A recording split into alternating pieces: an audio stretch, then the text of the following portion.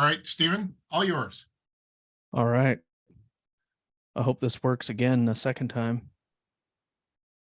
Oh, look at that. All right. Um, so Steve said a whole bunch of nice things about me. I don't necessarily think they're true. We're gonna go through this weird thing that I've been focusing on for, depending on when you count, from either the last couple of months or the last 20 years. But I couldn't talk about it before because it didn't have a name.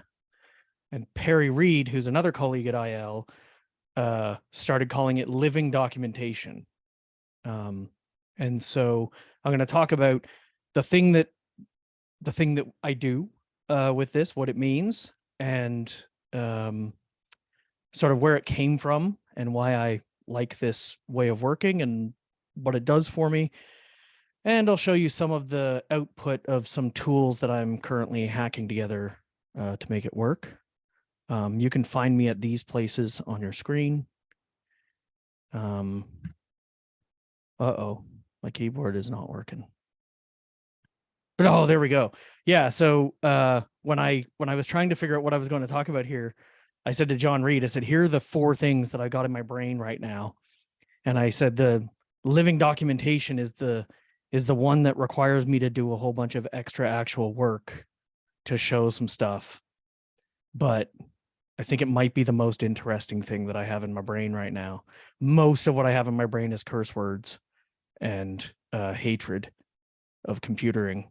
And John said, I know it's more work, but living documentation is mind-blowing. And I pasted that to Steve Quo and he put it as the title. So that's how you got your title. Oh, I don't know why this is here too. You can also find me at these places. So this is going to be like a wild fucking trip through my brain, and I apologize. It's only just slightly connected. But there's a whole bunch of ideas that sort of came together with this thing. So one of the things that I like to do is to change the way that I think about the world or something that I'm looking at. And Merlin Mann calls this thought technology. A thought technology is when you install a new idea in your brain and pretend it's true. Sort of accept a what if as this is the way that it obviously needs to work. You can, and John Roderick on the same podcast talks about trying an idea on like a jacket. I'm going to take this idea and I'm going to try it on and I'm going to walk around and, see how this idea fits me. And I do this with various things. And sort of living documentation is sort of a thought technology. And that's sort of where it comes from. So one of the thought technologies that I really like is the Sapir-Whorf hypothesis, which says that by changing the language we use to describe something, we can influence the way people perceive it. And oh yeah, I missed the whole point where I was going to tell you about who I am. So I'm Steve and I live in Sweden. It's not, I'm Canadian, but I live in Sweden.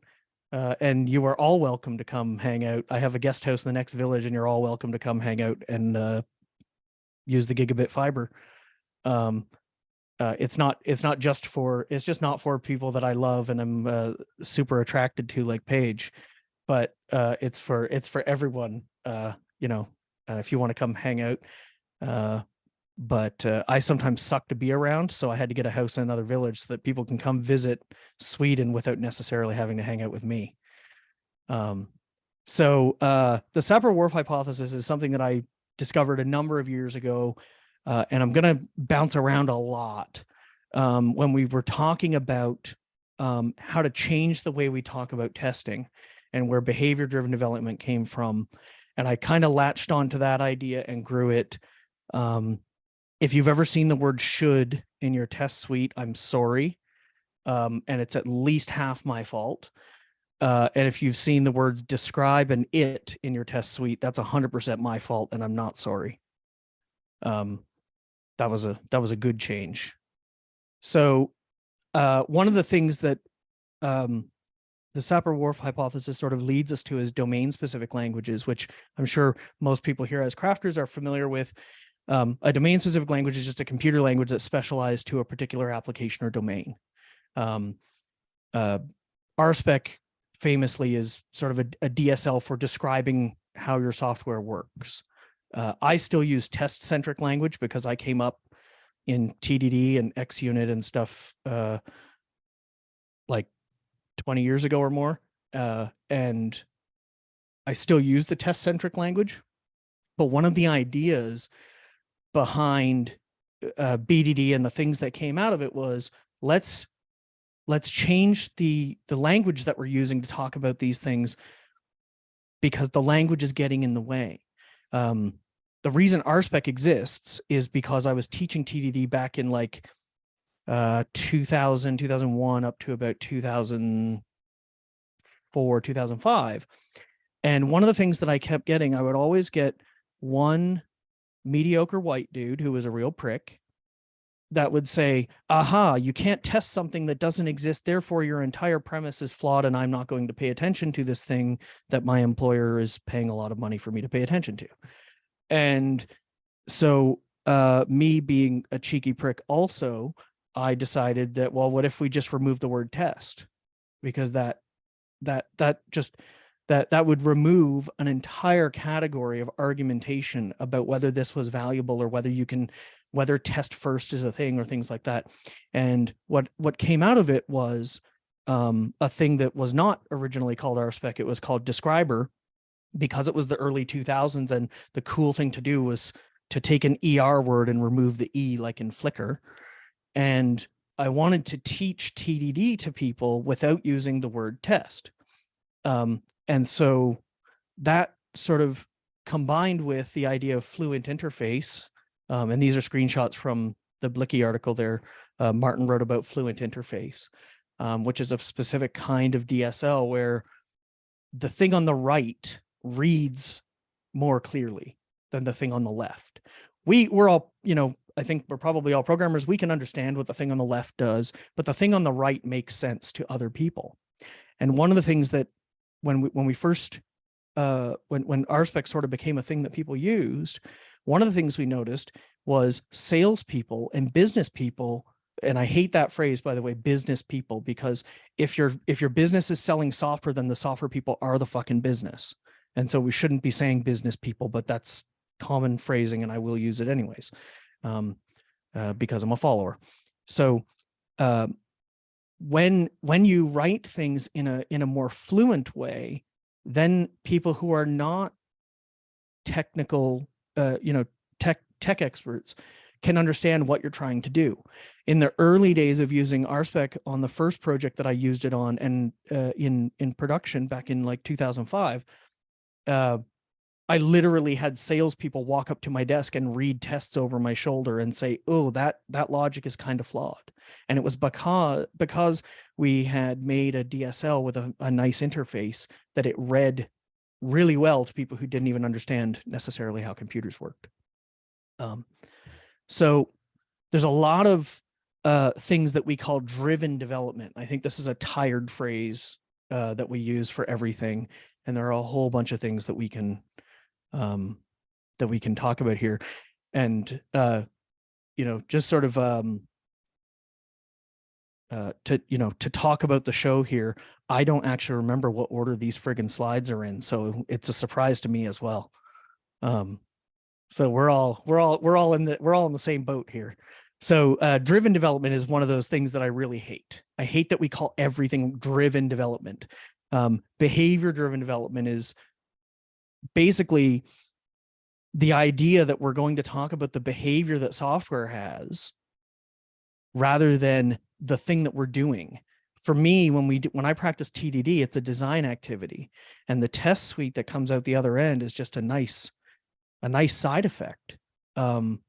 It's a design activity for me. And so the important thing is, how does the software behave?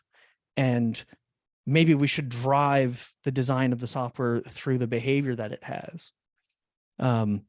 One of the other ideas that also came out as a behavior-driven thing, I guessed which slide was next, and I was right. Example-driven development is an idea that Brian Merrick started talking about back in, I want to say like, mid 2000s or so. And he talked about the idea that the test suite is actually executable documentation for how the production code works. And one of the examples of this, you know what, we're going to go in live demo mode here for a moment. So I was teaching a workshop with John Reed, who's awesome. And we were using this new library for iOS and SwiftUI called View Inspector. And it was a new library, and we couldn't figure out, how a couple of things worked. And I asked John, I said, I wonder how we test links in SwiftUI. And John said, I don't know. And the README just has some high level stuff. It tells you how to use some of these things, like your system under test is a text element, and you can do some assertions on it and stuff, but there's not really comprehensive API documentation. And we have this link element in our Swift UI. How do we use that? Well, a beautiful thing that I noticed is that if I go into the tests in the Swift UI directory, everything up to the word test in this directory is the name of the element that you would use in Swift UI. And so I wanted to know how link works. Guess what? I don't need any friggin' documentation because I just go down to link tests. And now I have, half a dozen examples of how to use this code, how to use this library. And that's invaluable. There's nothing written here, nothing written for, normal people. It's all just code. But it's a testing library. The best documentation for it is for the tests of the library. So, so that was one of the things that I got from Brian Merrick, that the tests are documentation for the software. And I love that idea, and I put it to use all the time. So let me go back here. There's tangent number one. So the other idea that I got this one from Corey Haynes, although I don't know if it's his original idea or not, is design by wishful thinking. When we're doing TDD or BDD or trying to figure out where to go next, one of the activities that I like to do is let's design this thing by wishful thinking. Let's design it for the API we wish we had. And this is really super easy when you're doing TDD or BDD, because you can just say, well, I'm going to pretend that this thing exists. And then if you're, one of the proper TDDers who does London style and uses mocks heavily, then you can just mock all of those interfaces that don't exist yet. And you can move forward, and your tests then can also drive where you're going. And so design by wishful thinking is another great idea. I don't necessarily know if it's a Corey Haynes original or not. But it's awesome, and that's where I got it from. And so I'm just trying to dump on you all of the ideas that were in my brain when this thing sort of naturally happened. So in BDD and TDD, what we're aiming for is a high level feature. In BDD more than TDD, rather, we're aiming for a high level feature description. So if you're thinking of ATDD or BDD or putting your acceptance criteria first, we want a high level feature description that's, gives us a starting point. Where are we? What does the user do? And what's the result from the user interaction from that starting point? And that's documentation. So this is one of this is easily demonstrated when with the test suite of View Inspector shows how to use View Inspector. If we do it at a higher level, maybe the documentation is actually a description of what the software will do when it's complete. And what if we could execute the documentation? And that's the thing that I'm building up towards, spoiler alert. So these ideas are not new. This is another idea that was out in the early 2000s, comes from Chris Stevenson, called Agile Docs. It's an implementation of in test docs. This was in Java. And what he would do, a lot of Americans here, I should have said Java. Um, and so if you take the meat out of your test that's written in Java, then you can turn it into documentation. This is what we expect this software to do. And so when you run the example of, if you run a test case that looks like this, it generates a foo is a singleton and, has a really long name. And you can get documentation out of this stuff. And so when your test output, we really don't care to see the names of those functions. We actually want to see it written out. And that makes sense to people who are not necessarily programmers. And that was another idea that was sort of thrown around. So what if we generate documentation from these things? And we can use Cucumber for this, using the given, when, then thing, right? Given a complete feature description, when we execute that feature description, then we get free documentation. This is the idea. And now I don't remember which order the slides go in, so I get to tell you a story. About 15 years ago, I was the VP of engineering at a fintech startup in Toronto. And it was when I joined, and it was, they were moving money around, losing a bunch of money every month. Like, when I say lose money, I mean, like, there's just money in the bank account, but no record of it ever having been put there. So we had to go in and do, write some tests and make it more resilient, which we did. And then the other thing that we had to do was keep up with new features. And one of the things that we did was we actually taught the sales guy and the product owner to write the feature descriptions in Cucumber, in Gherkin. And so they would put, at this point, they would go into our tracking software and write given, when, then. And after a couple of months, they got really good at it because they understood what the library of, complete sentences that they could use that would already work was. And so they got really good at this. And we set up a whole bunch of tooling so that they would go in and create a card that was in given, when, then, and we would pull that new card down, generate a new branch, copy it into a feature file, run it. And every time we picked up a story, we were starting from a failing test case, a failing Cucumber scenario. And I just thought that was kind of a natural way to work because of all of the things that came before me. The example-driven development from Brian Merrick and Agile Docs from Chris Stevenson, and the work that Dan North and Liz Keogh did on BDD and things like that. It was just kind of a natural place to move. One of the other things we needed was a user manual with screenshots. How do I move money to this, from this account to that account? How do I send money across international boundaries? What does it look like? And we found that we could actually put a little bit of extra plumbing into the Cucumber suite and generate the user manual from that. So one of the ways that you can see this in the wild is in the RSpec documentation. If you look at this screen, this is the actual documentation for RSpec. If you go to rspec.info, this is the documentation you're looking at. And RSpec is a technical tool, so it's not an excellent example of this, but it is documentation, and that documentation is generated from, you'll see the README file. If we go, can I go back? Oh, I can go back. Look at that. Fucking pro. All right. So this is the main page that you see when you go to the RSpec mocks documentation.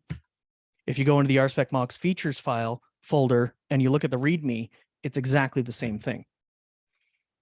So then we run that feature scenario and we pass it to an output formatter. And now we have a complete set of documentation that's generated from the Cucumber scenarios. And I don't know what the next slide is. This might be, oh, yep. Okay, hang on. Now I'm going to show you in real time. So if we go into the RSpec documentation here for RSpec mocks, and let's take a look at, let's say we want to learn about verifying doubles and how do we use a class double. This is something that I have to look up, and I wrote this shit. And I have to look this up all the time. So if we go and we look, here's how you use a class double. There's a little bit of noise in there, some words that you don't generally associate with seeing in your documentation, but it's still English and it still makes sense. So given a file called this, and there's also a file called this, and there's a file called this. Well, now we can say what happens when we run these things. And this documentation is only generated when the tests pass.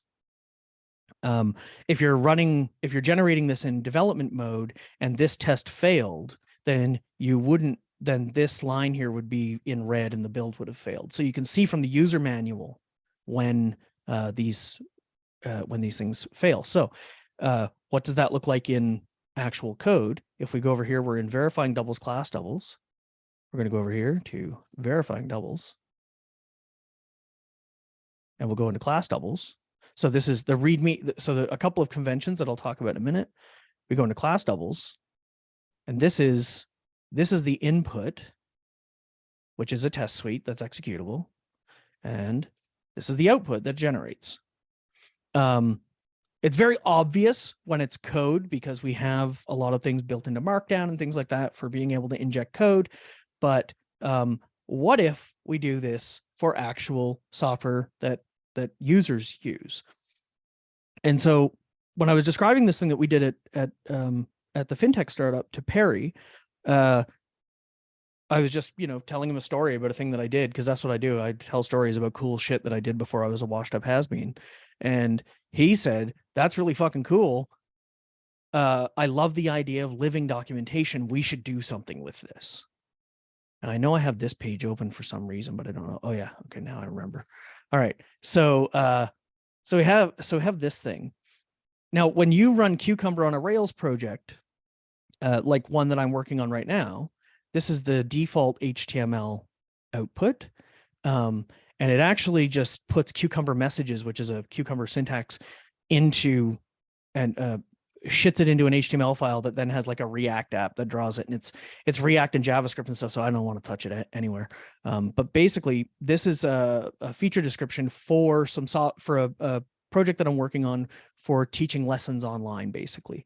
And so this is the feature description for how to create a course. And so there's some preamble text in here.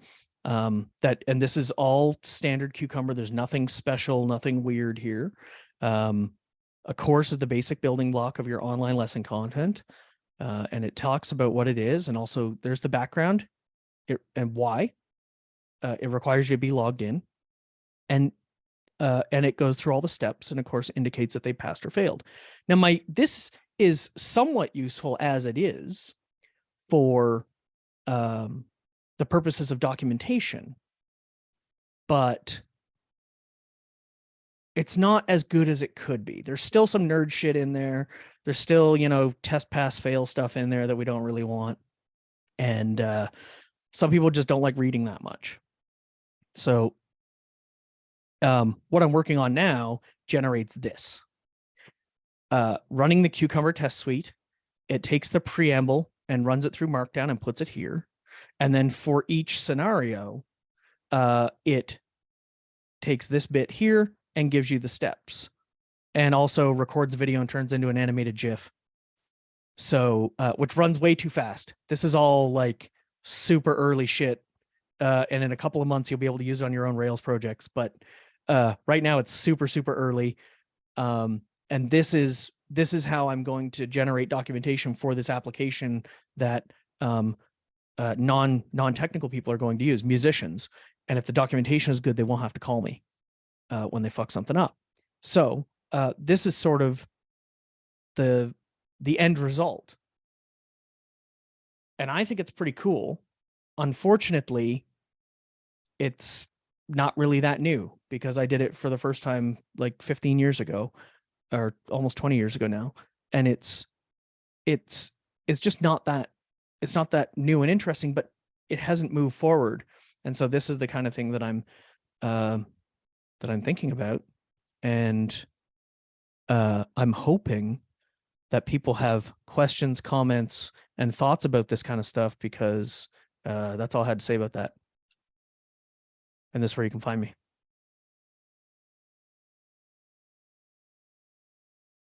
Someone else can talk now. It's interesting, Stephen. There, having worked with a lot of like more in like C# area, but a lot of the documentation compilers that go through and or like the help file makers, right? It makes a help file, but it's not really helpful.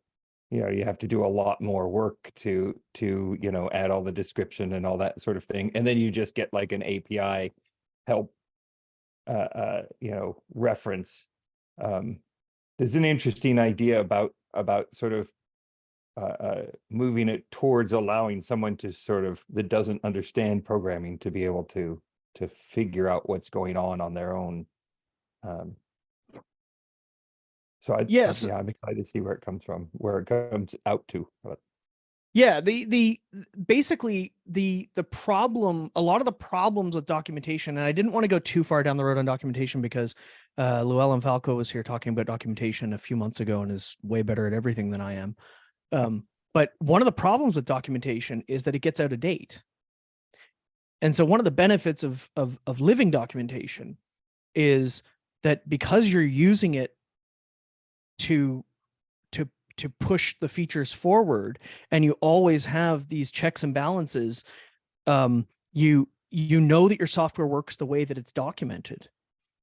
And that's super, super valuable, especially when we were working in finance and we needed to make sure for compliance reasons. And I didn't talk about compliance stuff here because that was a demo that I was not prepared to do today, but we also did the same thing. We used the same Cucumber suite at the fintech startup for PCI DSS level 0 compliance, whatever the one where we're allowed to store credit cards is. And we had this massive suite. We basically took the PCI DSS specification requirements and we just turned it into Cucumber. And then we started running the tests that we wrote continually against the software and fixing bugs. And then when it came time for our certification, the PCI DSS auditor came in and said, show me this, show me this, show me this. And we just gave him access to our CI that had the output of Cucumber. And he went through and said, okay, wait a minute. How do I know that this thing is actually testing the thing that you say it tests? And I said, oh, well, if you go edit this thing over here, it will fail. So if you change the logic here, or if you go and twiddle this piece of code, we can demonstrate that it fails. And we ended up getting our PCI DSS certification in, they said it was going to take a minimum of 6 weeks. And I think it took like 2. And the auditor said it was the fastest he'd ever been through one of those because he needed a few days to realize that he could trust the documentation, that the documentation was actually exercising the system in the way that we said. And then it was just a matter of, ticking all the boxes and making sure that we had the right tests in place. So there's another angle on the living documentation idea to sort of what Perry calls continuous compliance. And so if you're in medical or financial or other heavy regulated fields, then you can put these same techniques to use for making sure that you're not falling out of compliance as well. So there's some really, really neat stuff in here.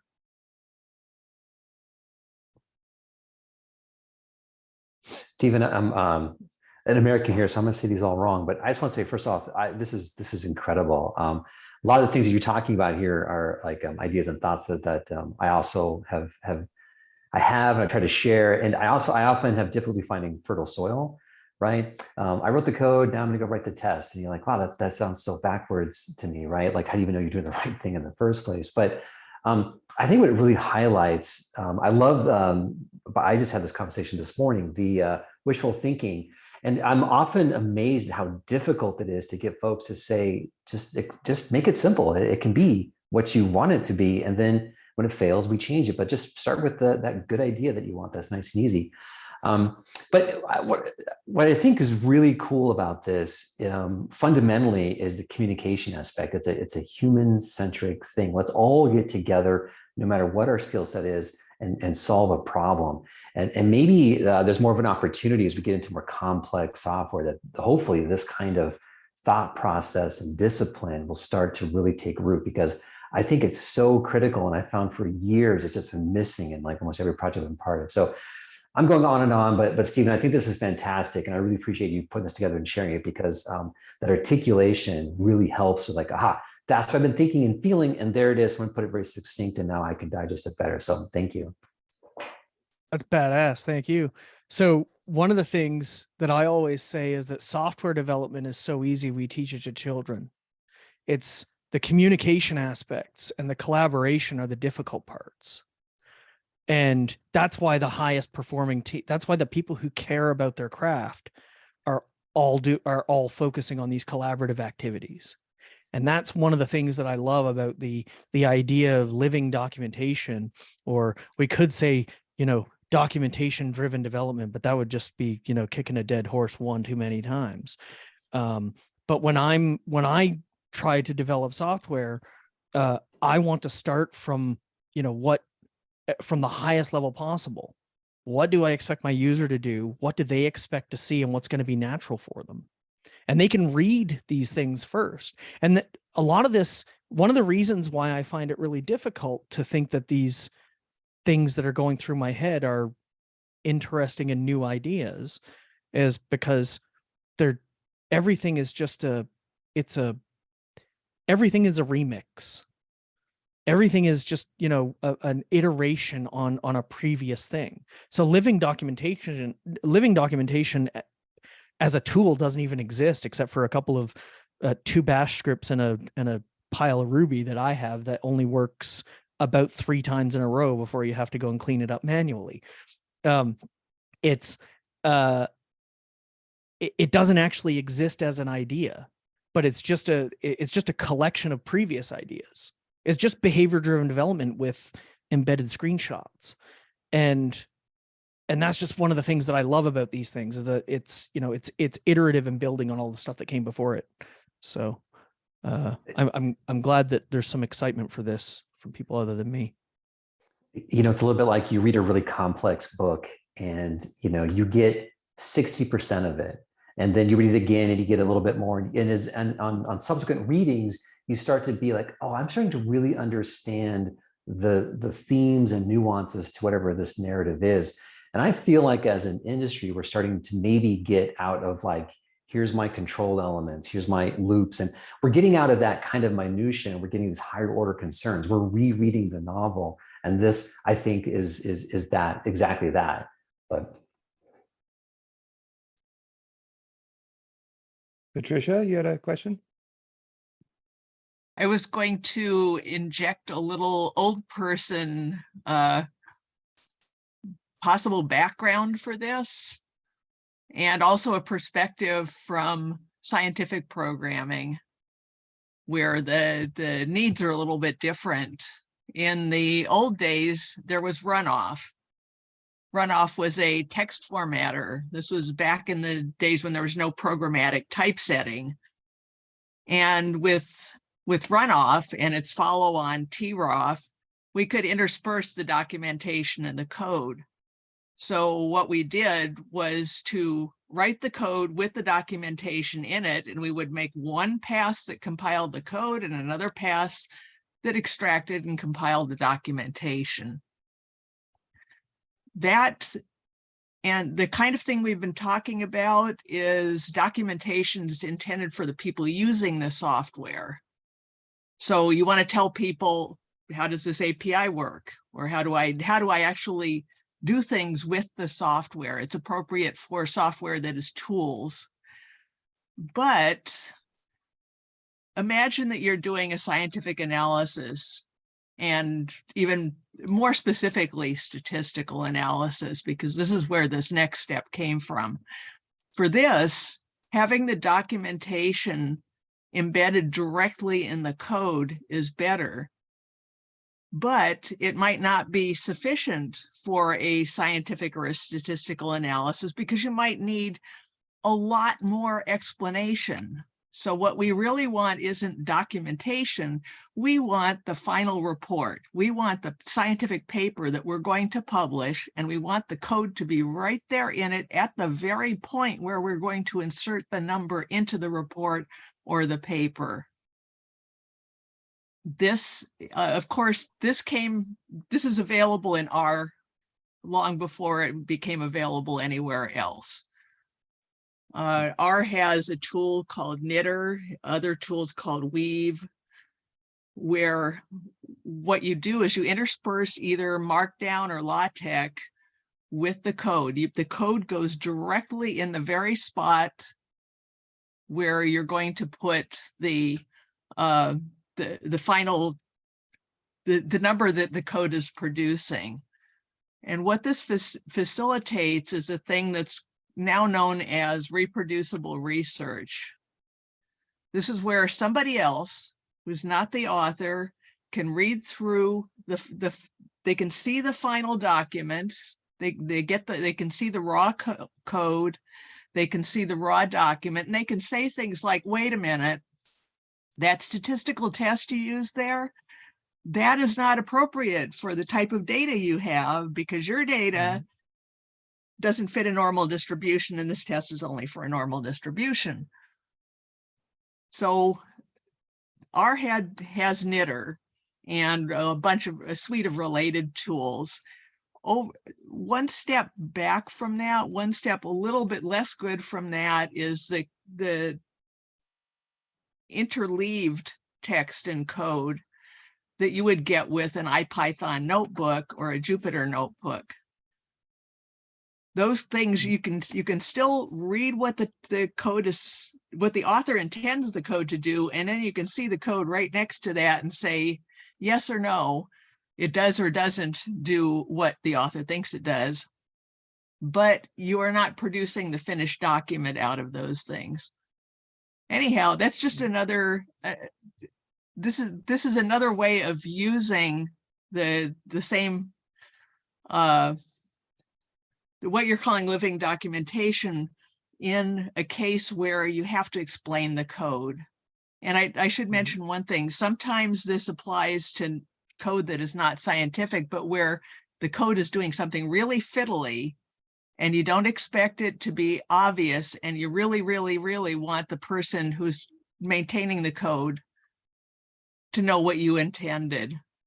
My worst case for this is, once long ago, I had 3 pages of documentation, 3 pages of documentation in the comments, including a Carnot map, for 17 lines of assembly language code.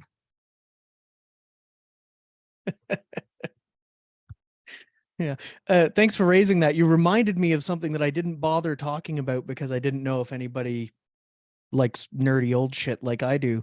But I'm not sure if anybody here has ever tried to compile LaTeX on their own.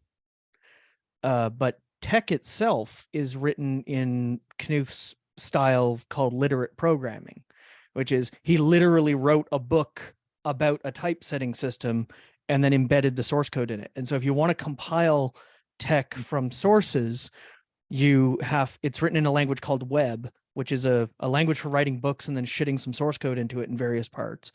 And you have to first run the Web to C converter on it.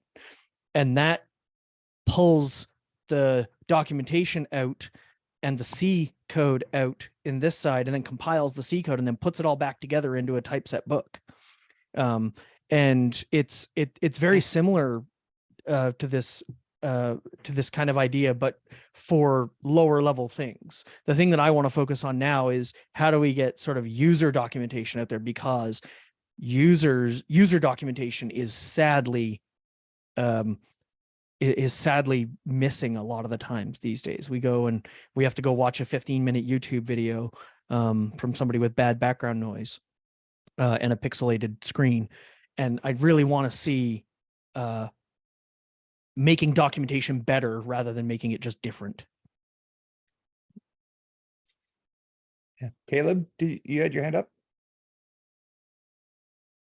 Yeah, I wanted to say that this seems like a cool thing for PR reviews, because like sometimes when you're reviewing a PR, you can see the code, but you can't you're like, okay, but what does the website look like? And so you might have to check out the code and compile it and run it, and then now look at the website. But it's easier to if you could just look at the documentation and then see that GIF.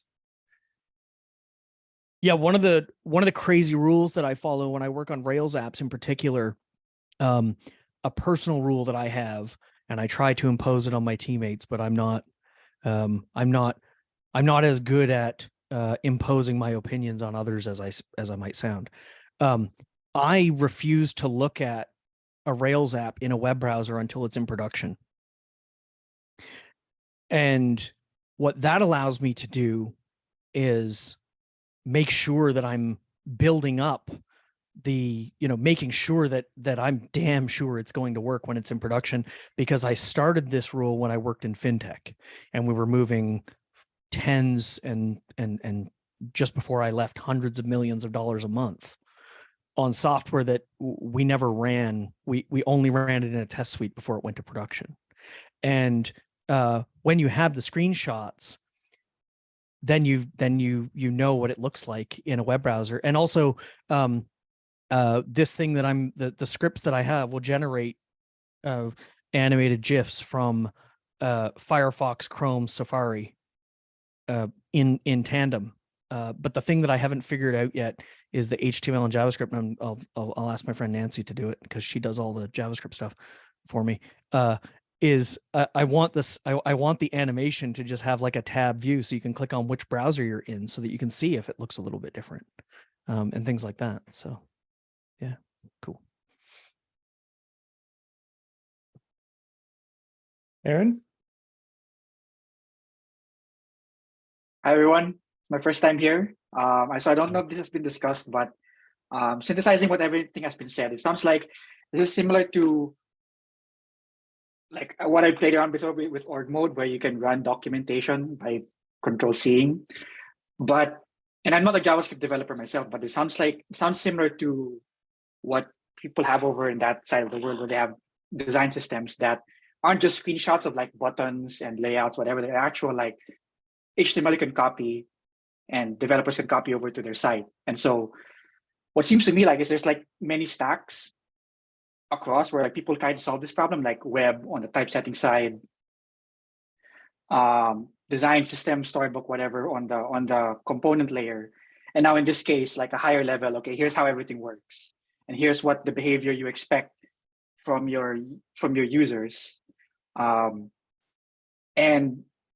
it all seems scattered so far. I don't have a question, honestly, but it all seems scattered. So I'm just curious to see how you see these converging, if they're ever going to converge at some point.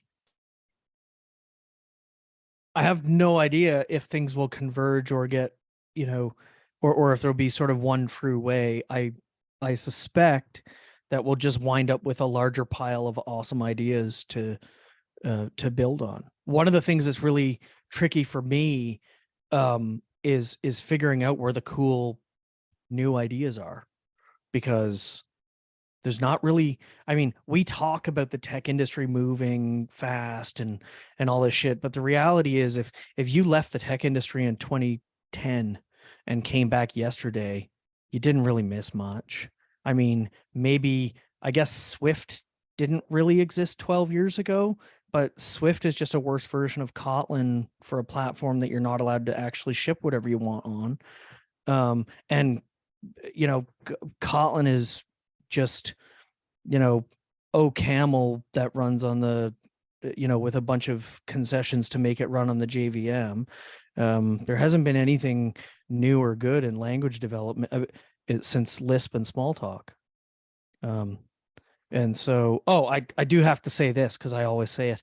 Smalltalk 80 is named Smalltalk 80 to commemorate the year in which it was perfected. And Lisp is just called Lisp because it came out perfect. And everything else we use is a compromise.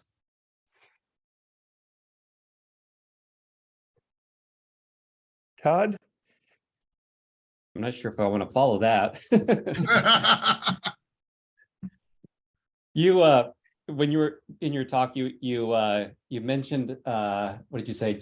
JavaScript and React, and I think you had a reaction there that didn't sound positive. Yeah. And I'm on a team now that is the majority of it's JavaScript and React, and we have a section of our code base that has Cucumber tests in it, and they have that same reaction to that Ruby code, and no one will touch it, and everybody complains about it. Do you have suggestions, or do you have thoughts on how to kind of bridge that gap, kind of bring this testing approach over to the JavaScript React side? Huh. Oh, I'm gonna upset some people. You had to go there, didn't you, Todd? I'm gonna upset some people, but that's okay because I love it. Okay, so I don't hate JavaScript. I hate JavaScript people. JavaScript as a language is perfectly fine. It's all the JavaScript VMs that we use that are in production today are just small talk VMs that have a parser for a less elegant language bolted on top. So JavaScript as a language is no problem. The problem is what the community of people who fester around JavaScript find valuable. And it's not what I find valuable. It's the go fast and break things mentality that seems to be popular in JavaScript land and in that whole ecosystem. It's go fast and break things. And so if people really like the go fast and break things methodology, then there's nothing we can do to help them understand that, there are things that you can be doing to make this a little bit more resilient.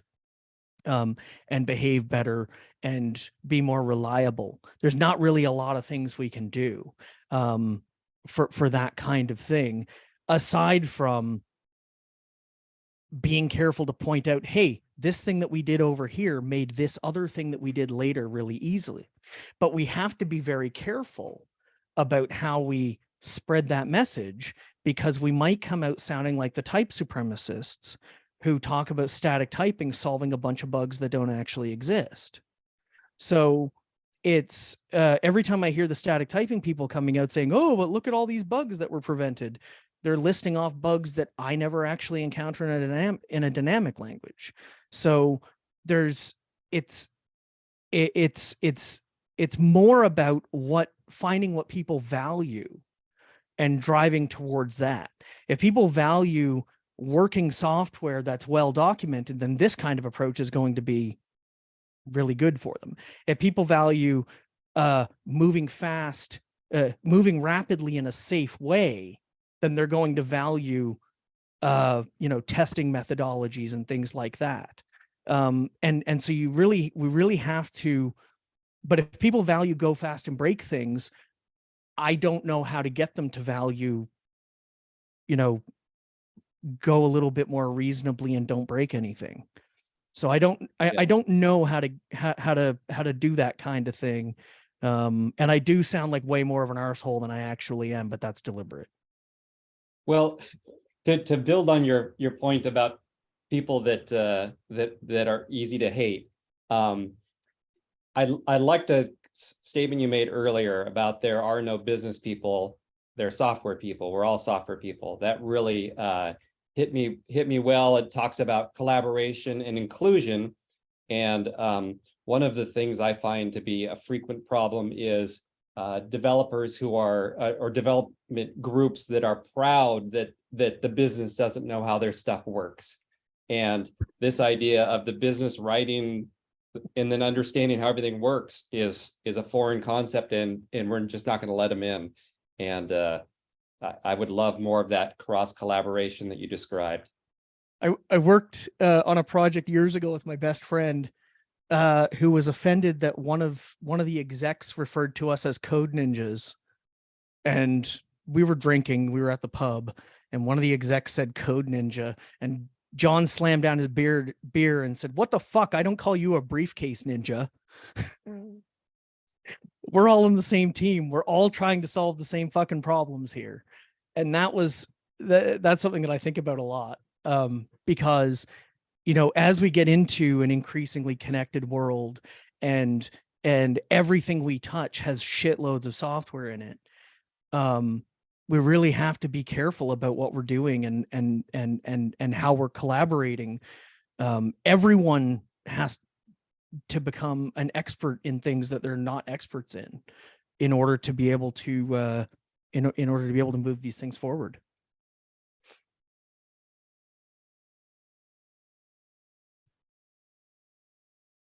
Patricia?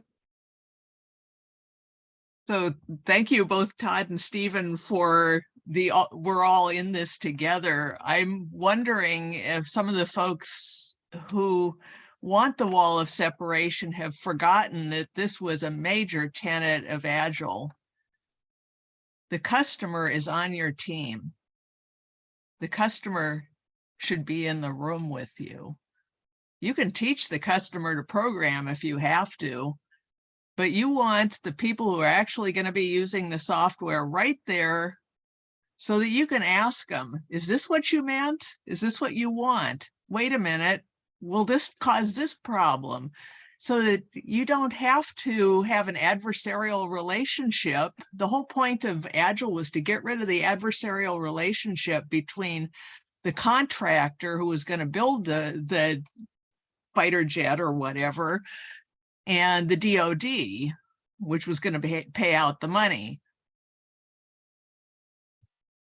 Yeah, I had an experience a few years ago. I worked at a search marketing company.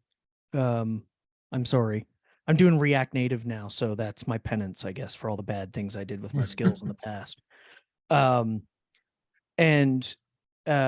went into the office, and it was a marketing platform written in Ruby on Rails, and they had about, I don't know, 1,500 different clients, and each client was a branch of the original source code. And so they would re-implement all the features. Like a new client needed this feature, they would put it on their branch. And so we had 1,500 different branches of the same software. We weren't good about merging bug fixes across 1,500 branches and stuff. And it was a nightmare. So we had to do a lot of things repeatedly.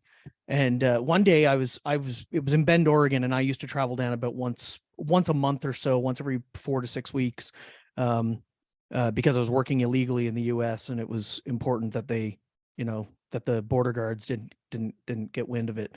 So I went in one day, and one of the sales guys came over and said, I have a $35,000 deal that depends on geolocation on the front page for this one client. Who can do it for me? And I said, I'll do it. I just got here. I don't have any work in flight. I'll do it. And so I grabbed my laptop and I grabbed a chair, and he started walking away, and my laptop and my water bottle were on my chair, and I was pushing the chair behind him, and he turned around and said, what are you doing? And I said, I'm coming to your desk. You want this feature so badly, you're going to sit with me and we're going to do it together. And so I literally pulled up at his desk, and I, you know, banged out some Ruby, and I refreshed the screen, and I said, hey, is this what you're looking for? And he said, oh no, they really need it to work this way. And here's the test input. And we input that, and we finished the feature in about 40 minutes. It took about 40 minutes to ship this feature that was worth $35,000.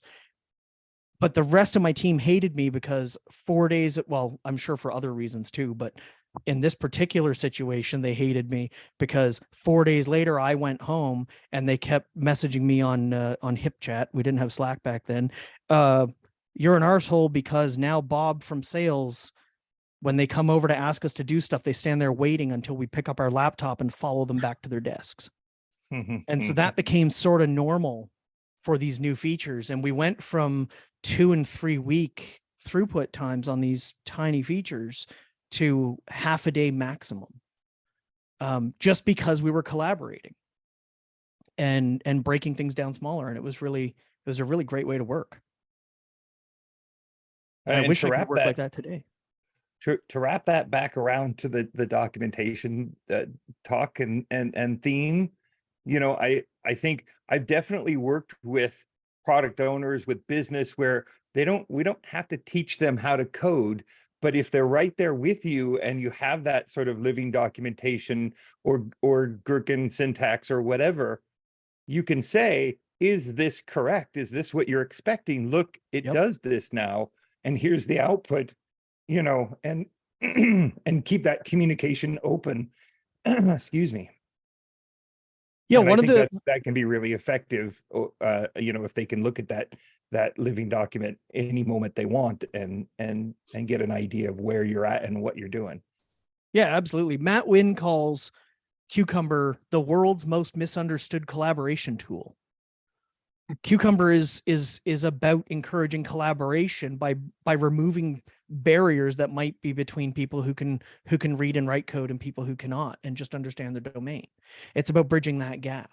And all of the I know all kinds of things that we can do about you know, to make things go faster, to ship features faster and stuff, but nothing has the return on investment of just having people talk to each other. And that is always the best thing that you can do. And that's true more on my current project than on most others I've done. But it's been true on every project. If you remove the barriers of collaboration, everything moves more smoothly. And that's one of the things that I really like about this kind of these tools and this way of thinking.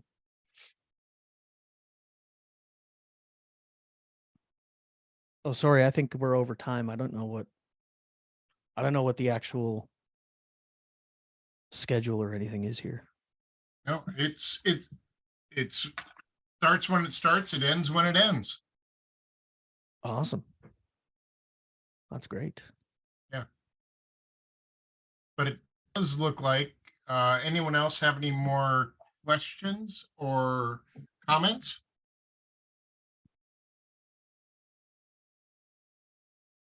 Because it may be that the popcorn has stopped popping, which means that it's a good time to wrap things up. Go ahead, Tom. You put up that slide with your info and it went by like that. If somebody Oh, could yeah. share that info, would like to go read more. Thank you. Well, let's I'll paste it in the chat.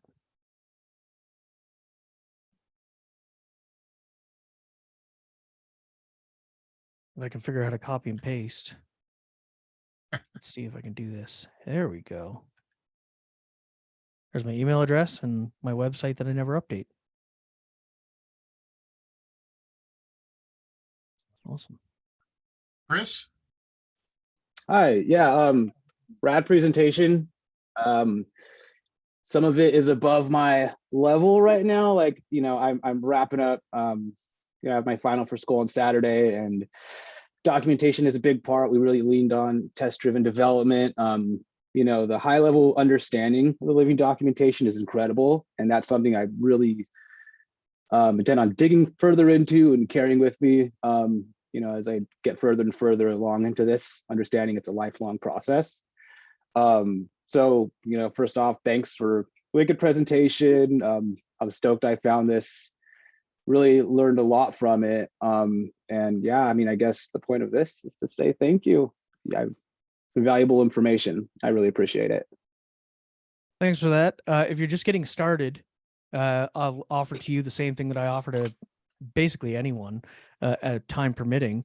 If you send me an email, I will pair with you for 3 30-minute sessions on whatever you like.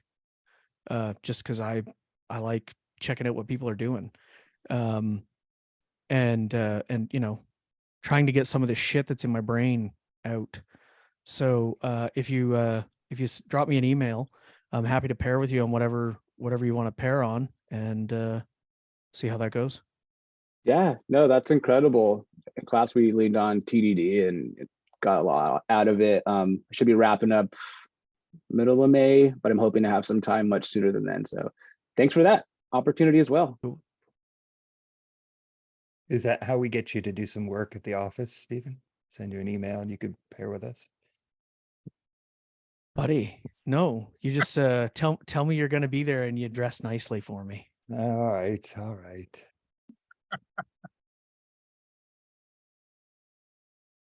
So Any other questions, thoughts? I don't see anything in Slack.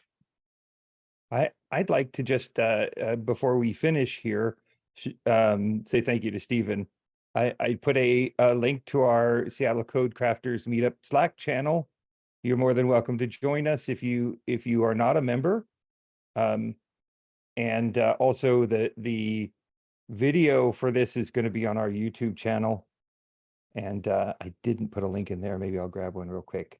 But so you can check it out there. Yeah. Also, Yeah, and, next, go ahead, just a Dave. shout out for next month. Ted M. Young is going to come and talk.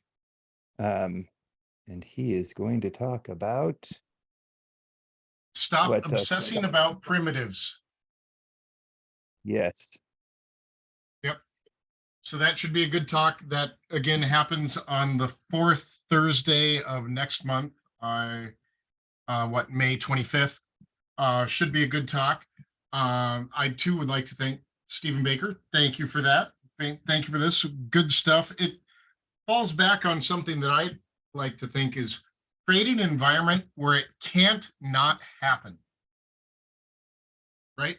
And, as soon as you start lowering the bar and making it that much more accessible, that much more understandable and readable, so it automatically happens, magic happens.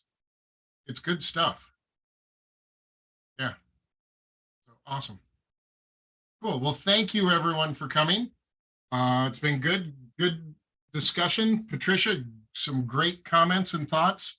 Todd, everyone that participated, and for those that didn't participate, I hope you got something out of this, and maybe next time participate, or who knows, maybe even give a talk. That's one of the things that we do is we like to foster and support the community, the code crafter community, and giving talks. We're a pretty friendly environment. We have talks of all different types of polish, some that are very rough, some that people have been practicing. Maybe you just want to come in and talk about something that you have questions about and want to pose it to. We've had some of those in the past too. I want to say it was pre-COVID, where we would have people just come up saying, I've got a question about what is this mob programming? Tell me more. How can we do some of this? So, if you've got some ideas, thoughts like that, you can ping Paige or myself. You can do it through Slack. You can do it through the Meetup or our personal emails that we have scattered around. Reach out to us. We can come up with something. We try to be approachable. So with that, I'd like to say thanks all for attending, and I'm going to go ahead and stop the recording.